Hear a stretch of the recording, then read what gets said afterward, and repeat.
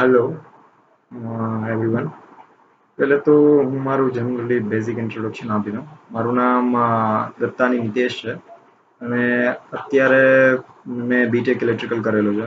Diploma with BTech. Diploma જામનગરમાંથી, Jamnagar polytechnic, અને BTech રાજસ્થાનમાંથી. આફ્ટર દેટ મેં આઈટીઆઈમાં ઇન્સ્ટ્રક્ટરની એક્ઝામ પાસ કરેલી હતી. હું એઝ અ ઇન્સ્ટ્રક્ટર દ્વારકામાં હતો, એઝ અ આઈટીઆઈ ઇન્સ્ટ્રક્ટર. દેન પછી મેં ઓએનજીસીની એક્ઝામ પાસ કરેલી છે. ઓએનજીસીમાં આસિસ્ટન્ટ ટેકનિશિયન અત્યારે મહેસાણા સાઇડ પર છું. જનરલી ડ્યુરિંગ ધીસ પીરિયડ મેં 2013માં પાસ આઉટ કરેલું હતું. ત્યાર પછી અત્યાર લગીમાં મેં ઓએનજીસીમાં જોઈન કર્યા પહેલાં મેં ઘણી બધી એક્ઝામો આપેલી છે અને મોસ્ટ ઓફ એમાંથી ઘણી બધી એક્ઝામ ક્લિયર બી કરેલી છે.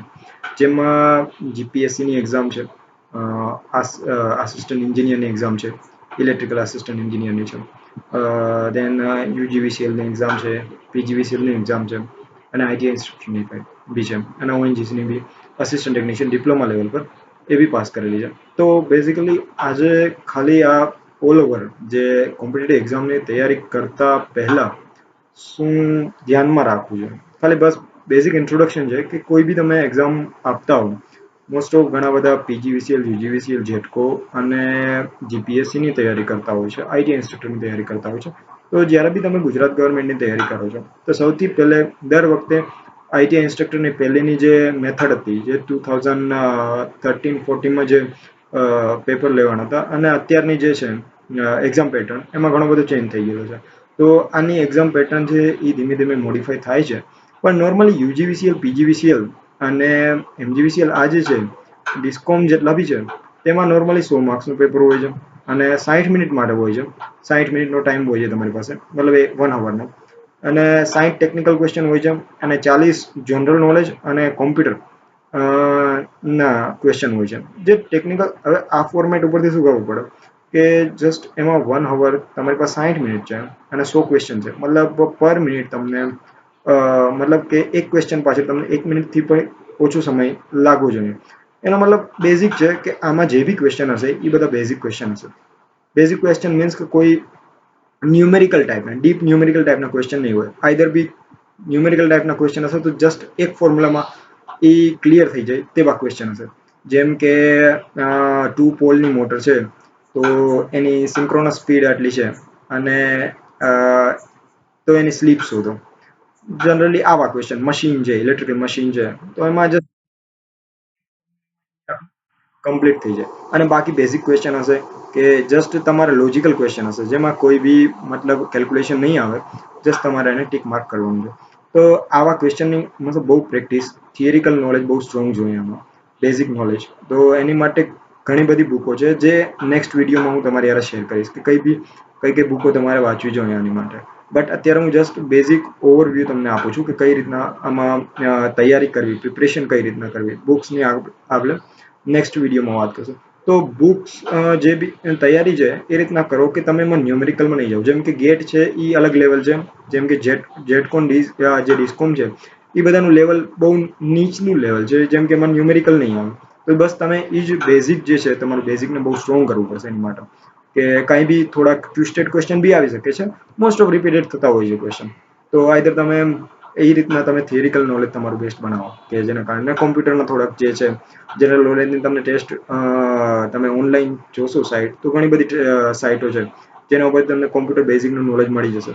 અને બાકી તો ઇલેક્ટ્રિકલ માટે ઘણી બધી બુકો છે જે હું નેક્સ્ટ વિડીયોમાં તમારી વાત કરીશ કે તમે કઈ કઈ એક્ઝામ માટે કઈ કઈ બુકો તમારે પ્રિફર કરવી જોઈએ. તો સૌથી પહેલે તમે જોઈ બી એક્ઝામને આપતા હો એને ટાર્ગેટ કરો કે કઈ રીતના એમાં એની કેટલા કલાક માટે કેટલી મિનિટ તમને આપવામાં આવે છે, કેટલા ક્વેશ્ચન તમને આપવામાં આવે છે. જેમ કે માનો કે જીપીએસસી એક્ઝામ છે તો સેમ છે એનું કે એમાં નોર્મલી તમે જીપીએસસી આસિસ્ટન્ટ લેક્ચરરની એક્ઝામ જો કે આસિસ્ટન્ટ એન્જિનિયરની એક્ઝામ જો, તો એમાં એવું જ છે કે તમારે 200 માર્ક્સ ટેકનિકલ છે. 200 માર્ક્સ મીન્સ કે 100 ક્વેશ્ચન છે જેના 200 માર્ક્સ છે. ટોટલ 300 માર્ક્સનું ક્વેશ્ચન છે, 300 માર્ક્સનું પેપર છે, જેમાં 200 માર્ક્સનું ટેકનિકલ છે, 100 માર્ક્સનું નોન ટેકનિકલ છે. 200 માર્ક્સના ટેકનિકલ્સમાં નોર્મલી જનરલી આવે છે 100 ક્વેશ્ચન આવે છે, એક ક્વેશ્ચનના 2 માર્ક છે, એટલે એ 100 ક્વેશ્ચનના 200 માર્ક્સ છે. અને બાકી જે 100 ક્વેશ્ચન છે એ 1 માર્ક્સ, એક ક્વેશ્ચનનો 1 માર્ક્સ. અને એ બધા નોન ટેકનિકલ છે, જેમાં તમારું એપ્ટિટ્યૂડ છે, રીઝનિંગ છે, ઇંગ્લિશ છે, ગુજરાતી વ્યાકરણ છે, અને જે બી એનો તમને સાઇટ ઉપરથી સિલેબસ તમને મળી જશે. અને ખાસ કરીને એમાં બી એવું છે કે તમારે જે બહુ સ્ટાન્ડર્ડ વસ્તુ છે કે જેમ કે ઇંગ્લિશ છે, ઇંગ્લિશમાં તમે મોસ્ટ પ્રોબેબલી તમે માર્ક્સ એમાં કવર કરી શકશો.